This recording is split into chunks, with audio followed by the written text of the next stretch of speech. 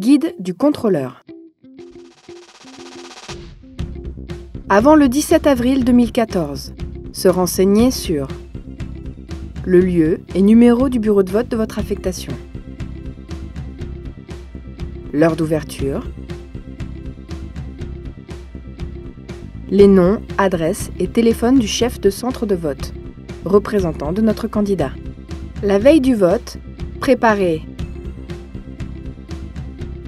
pièce d'identité, le passeport ou permis de conduire en cours de validité, un badge d'accréditation,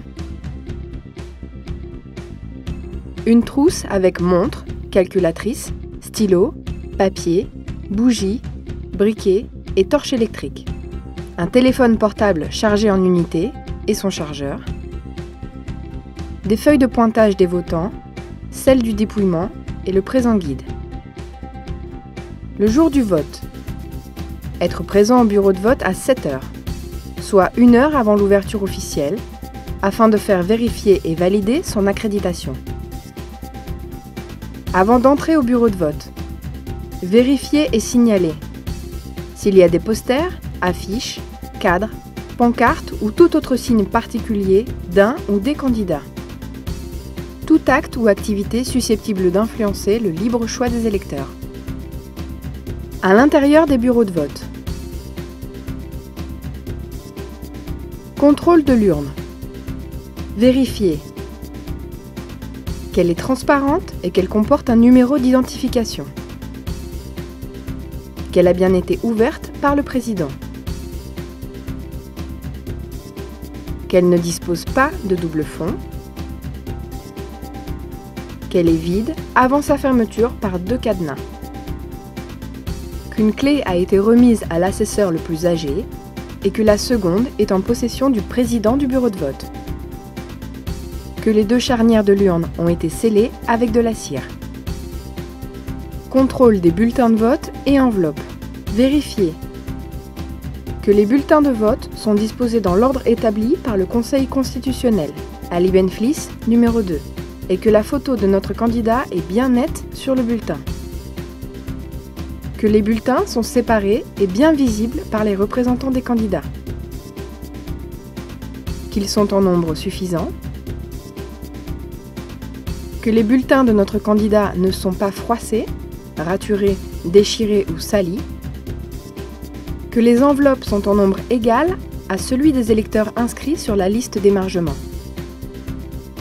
Contrôle de la liste d'émargement. S'assurer que la liste d'émargement des votants est sur la table. Qu'elle comporte l'état nominatif des électeurs inscrits au bureau de vote.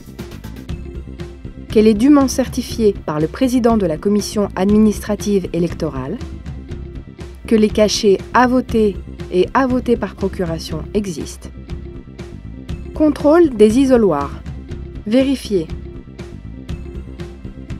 qu'ils sont vides et dans votre champ de vision. Qu'ils sont dotés d'un rideau et d'une corbeille régulièrement vidés, dans des sachets gardés à l'intérieur du bureau de vote. Opération de vote. Consignes à respecter scrupuleusement. Les opérations de vote ne peuvent commencer qu'en présence effective de 2 membres du bureau de vote, dont le président du bureau. Surveillez que tout électeur qui se présente pour voter soit bien inscrit sur la liste de vote du bureau concerné, qu'il ait sa carte de vote et qu'il présente sa pièce d'identité. Surveillez que chaque votant ne dépose qu'une seule enveloppe dans l'urne. Surveillez que chaque votant appose son index gauche sur la liste d'émargement à l'encre indélébile en face de son nom. Évitez les discussions avec les autres contrôleurs, les membres du bureau de vote ou des électeurs, ceci pouvant conduire à une baisse de vigilance. Veillez à ce que les membres du bureau de vote ne s'interposent pas entre vous, les bulletins de vote et l'urne. Ne quittez le bureau de vote sous aucun prétexte et qu'en cas de force majeure. Prévenir le chef du centre de vote, représentant de notre candidat. Le dépouillement. Il se fait immédiatement après la clôture du scrutin. L'urne ne doit être en aucun cas déplacée en dehors du bureau de vote ou changée. Le dépouillement se fait sans discontinuer, sur place, en public et au niveau du bureau. Suivre le dépouillement sur la feuille de décompte.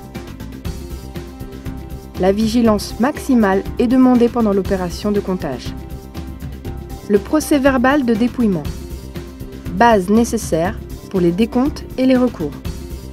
Il doit porter toutes les réserves et observations que vous aurez à faire durant le jour du scrutin dans le bureau de vote. Récupérez impérativement, avant de quitter le bureau de vote, une copie du procès-verbal de dépouillement, certifié conforme par le président du bureau et comportant le cachet « Copie certifiée conforme à l'original » apposé sur toutes ces pages, et la remettre séance tenante au chef de centre, représentant de notre candidat. En cas de refus de remise du procès-verbal de dépouillement ou d'empêchement de quelque nature que ce soit, prévenir immédiatement le chef de centre, représentant de notre candidat, et le président de la commission communale de surveillance des élections.